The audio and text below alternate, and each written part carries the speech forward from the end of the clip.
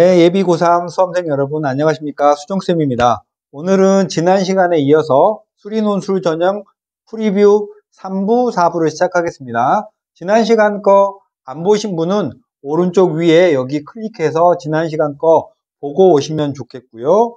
오늘은 논술대학의 난도에 대해서, 논술 시험 자체의 어려운 정도에 대해서 말씀을 드리려고 합니다. 논술의 유형은 수능형이라는 건 여러분이 공부하는 수능 모의고사와 느낌적인 느낌이 똑같은 형태의 문제들을 수능형 문제라고 부르고요.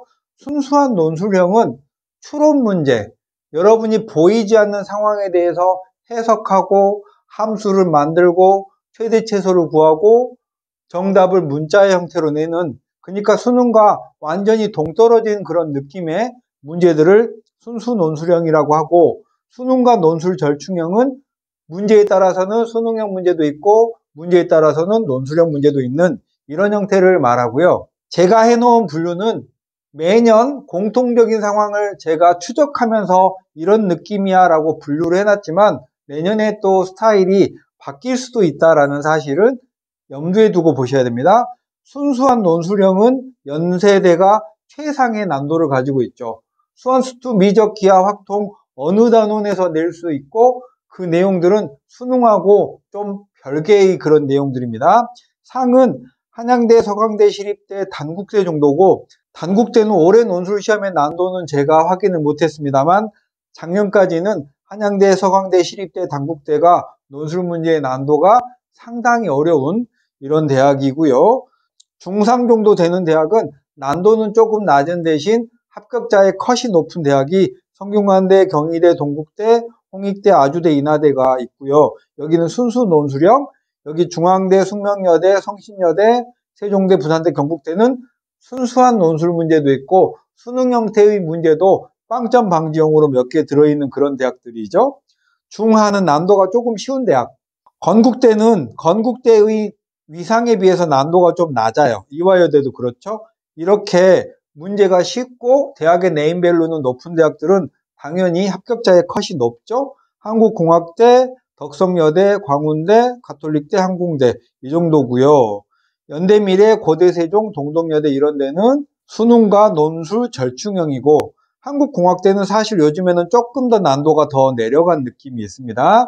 그 다음에 여기 수능형의 난도가 하인 이런 대학교들은 약술형이라고 보통 말합니다. 수원대, 가천대, 서경대, 홍대세종, 한국외대, 기술교육대, 한신대, 삼육대 이렇게 있고요.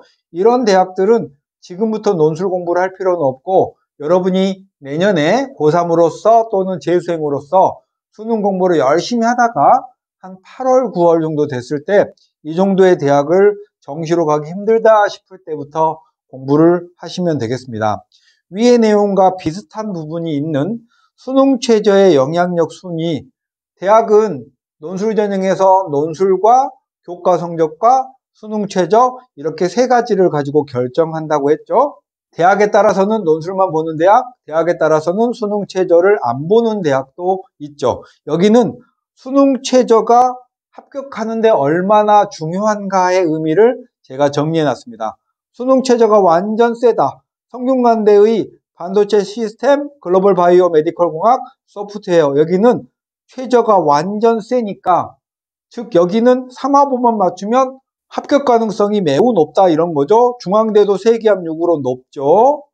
성균관대는 성균관대의 네임밸류가 중앙대보다는 살짝 위니까 3합 6이 비교적 낮은데 중앙대는 최저가 진짜 세서 최저 맞추면 합격의 7분 응선을 넘는다고 하죠. 서강대는 3합 7로 올해는 3합 6이었지만 내년에는 3합 7로 조금 낮췄고요. 수학은 확률과 통계를 공부하는 학생도 괜찮습니다. 이론적으로는.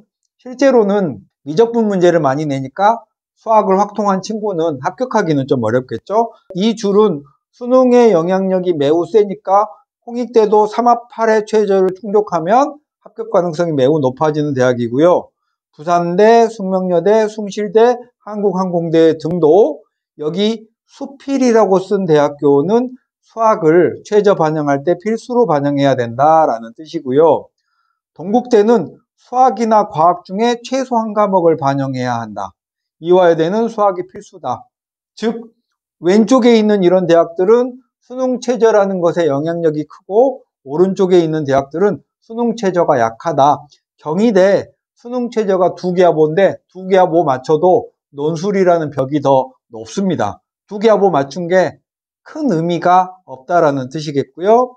2합6에 한국항공대, 연대미래, 경북대 여기도 수능 최저가 센 편이죠. 경북대는 일부 학과가 수능 최저가 달라서 이렇게 2개로 분리해 놨습니다.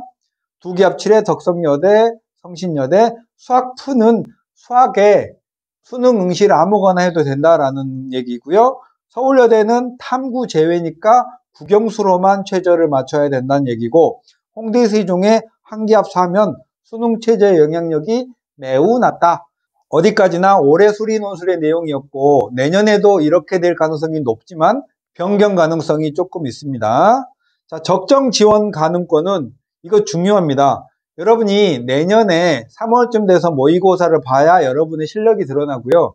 지금 11월 모의고사 고2 학생들은 봤는데 거기서 2등급 나왔다고 수학 잘하는 거 아닙니다. 내년에 3월이나 최소한 6월 모의고사를 봤을 때 여러분의 실력이 진정으로 드러나는데, 적정 지원 가능권이라는 건 여러분의 모의고사가 96% 정도 가까이 돼야 연대 한양대의 시험을 치를 수 있고요. 서강대는 미적 확통 문제를 한 문제씩 냅니다. 그러면 여기서 의문을 가질 수 있죠. 96%면은 의외 거 가는 거 아니야? 그럴 수 있죠.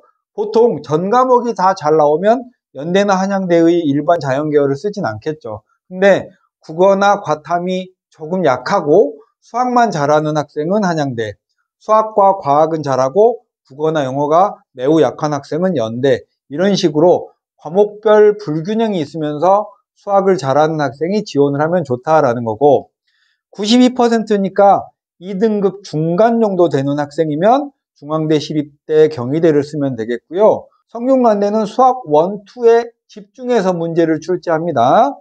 88% 정도 이상이면 이화여대, 건국대, 홍익대면 미적 확통을 잘해야 되고 홍대는 기하를 거의 잘 냅니다. 84%쯤에는 성신여대, 광운대, 서울과기대가 포진해 있고요. 역시 미적 확통을 잘해야 되죠. 세종대, 항공대, A, 부산대, 경북대, 숭실대는 미적만 잘하면 됩니다. 이렇게 미적만 잘하면 되는 대학, 수학 1, 2만 잘하면 되는 대학, 미적 확통을 잘해야 되는 대학, 모든 과목을 다 잘해야 되는 대학으로 분류를 제가 해놨습니다.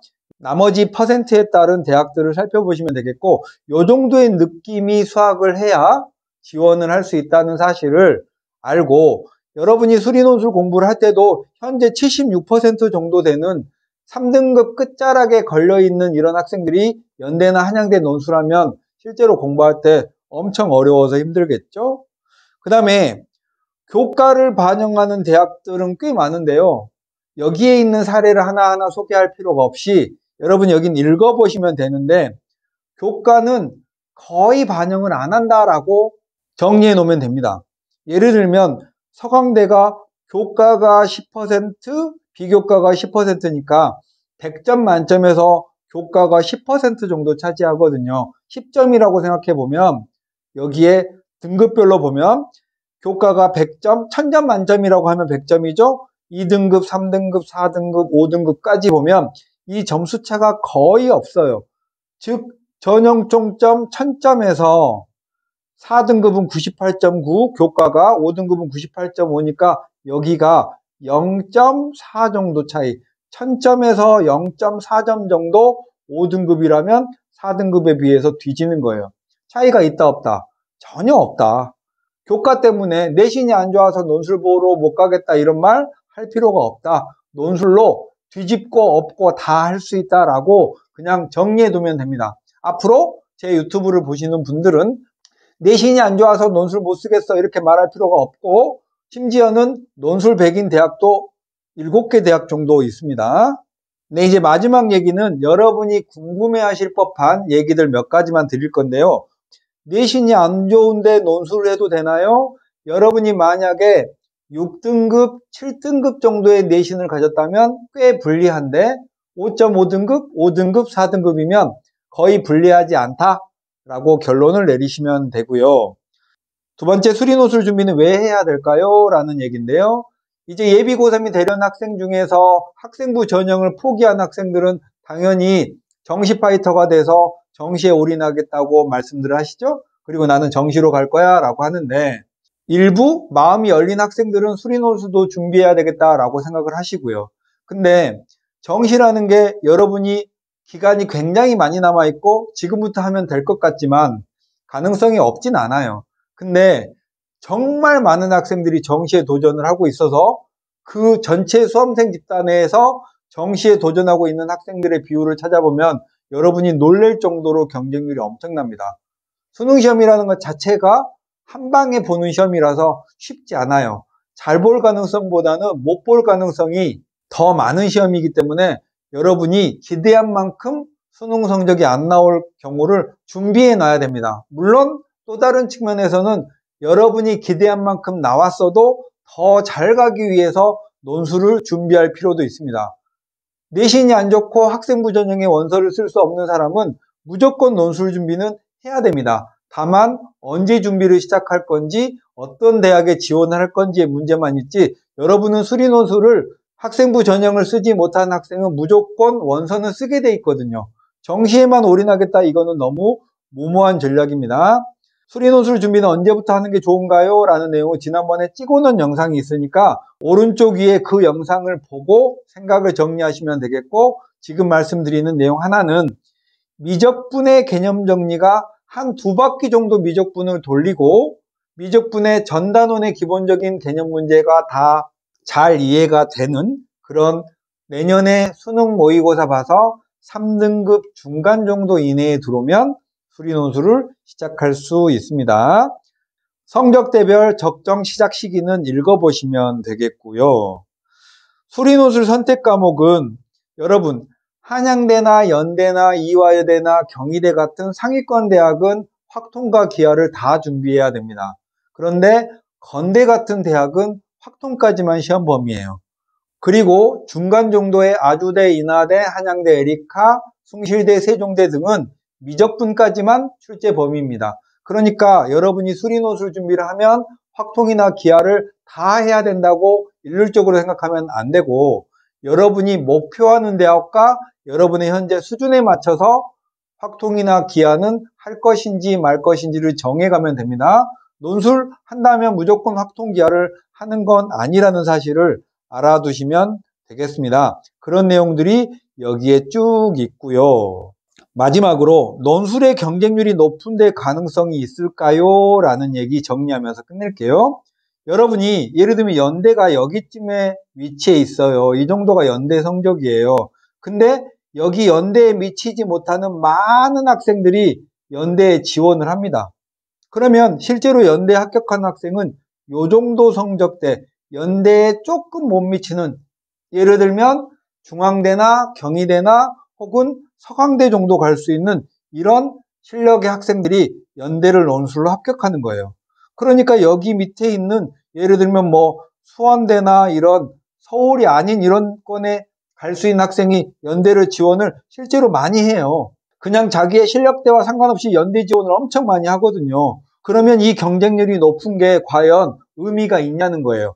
여기쯤에 있는 학생에겐 의미가 있겠죠. 자기 위에 실력이 많은 학생들이 엄청 많이 있으니까. 근데 연대에 턱 밑에 차 있는 이 정도의 실력의 학생들은 자기 밑에 많은 학생이 있는 게 의미가 없어요. 정시도 사실 마찬가지죠. 그러니까 경쟁률이 높다는 건 합격 가능성도 따지지 않고 많은 학생들이 지원을 해서 경쟁률이 높은 거고, 연대 합격권에 가까이 있는 조금 모자란 실력을 가진 학생들은 쫄 필요가 없다는 거죠. 물론 이 아래쯤에 있는 학생들은 연대를 지원하면 안 되죠. 자신의 눈높이에 맞는 대학을 지원해야 합격 가능성이 올라간다는 얘기니까 논술의 경쟁력이 높다고 해서 그 성적대 합격권에 있는 학생들은 쫄 필요는 없다라는 얘기죠. 자, 이렇게 해서 2회에 걸쳐서 수리논술 전형에 대해서 소개를 했습니다. 여기 내용 말고 더 궁금하신 내용들은 댓글로 남겨주시면 성심껏 대답해 드리겠습니다. 수정쌤이었습니다. 안녕.